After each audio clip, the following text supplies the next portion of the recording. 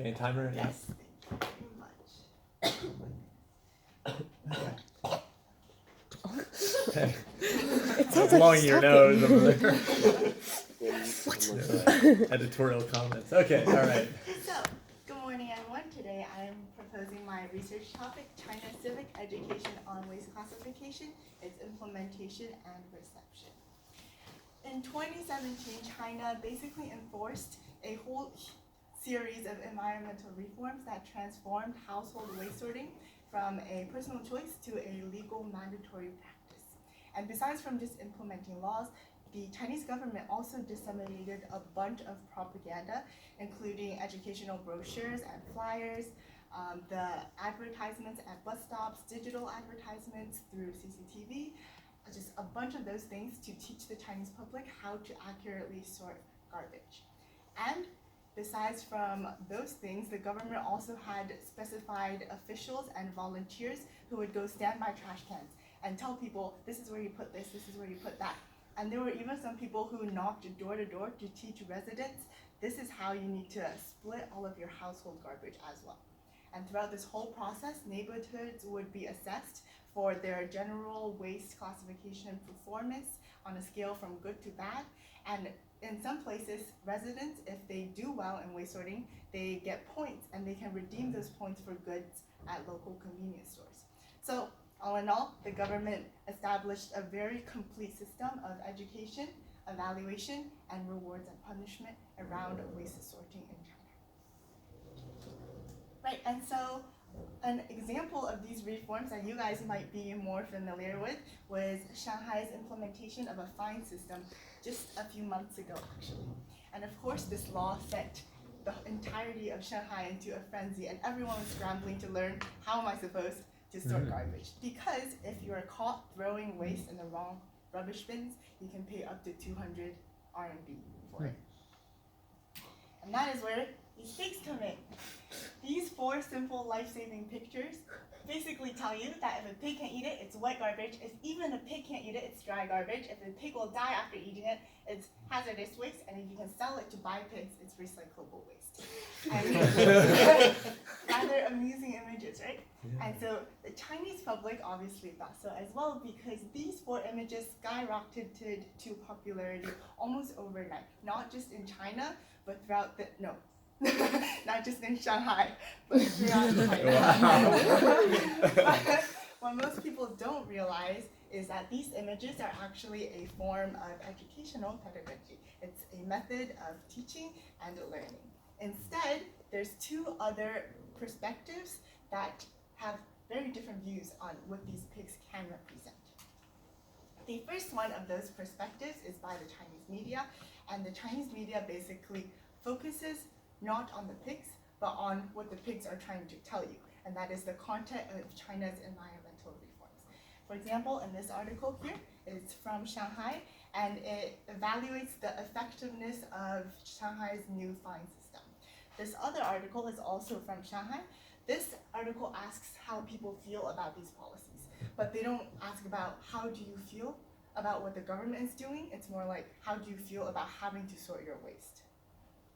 So as you can see, there's a shortcoming here because the Chinese media completely focuses on what these environmental reforms are asking citizens to do, but they overlook how the government is asking citizens to learn about waste sorting. Yeah. This next perspective directly labels China's entire waste sorting movement as the CCP's top-down propaganda. As Shanbo explained in his research in 2007, China's current propaganda is largely influenced by Mao's thought control processes, and he gives so many examples of what those techniques could look like, including mass mobilization campaigns, the construction of models to be emulated, documents to be memorized, and control of the content of newspaper articles. So there's absolutely no doubt that a lot of these techniques apply in China's current waste education movement. However, this perspective is also very incomplete. And why is that? Because in the past, the government could throw out all their propaganda with expectations that citizens will learn it. But the citizens can ignore whatever the government says because there are no consequences to it. However, in this present case, waste classification has been legalized. So the citizens don't have a choice but to pay attention to the government, as there is an evaluation or surveillance system that keeps them accountable for their actions. If you don't sort waste, you'll get fined. Right. And so, to sum up that very quickly, in the past, perspectives often either focus on government's propaganda, CCP control, or they focus on the content of the propaganda. But this is where my research gap comes in, because I want to look at a completely different perspective, and that is the educational perspective. Basically, I want to look at these pigs themselves and understand these pigs as a pedagogy of the government, as a method of teaching and learning used by the government to educate its citizens. Besides this aspect, I'm also very interested in the evaluation aspect of this process, because the government not only educates citizens, but they also go back to double check how the citizens are following up, and they reinforce certain behaviors with rewards and punishments. In a sense, China's entire education, environmental education, becomes very similar to our own schooling systems. And of course, very recent topic, so there is basically no academic research that has been done on China's civic environmental education or waste classification. And that leads me to my research question, and that is, how does the Chinese government conduct its nationwide civic environmental education, and how is it received by the people? So, again, the first one, how does the Chinese government conduct its nationwide civic environmental education?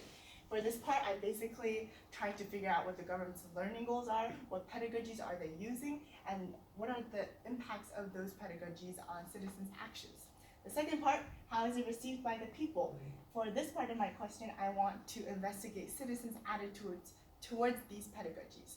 So not towards the concept of waste sorting, but towards what the government is doing.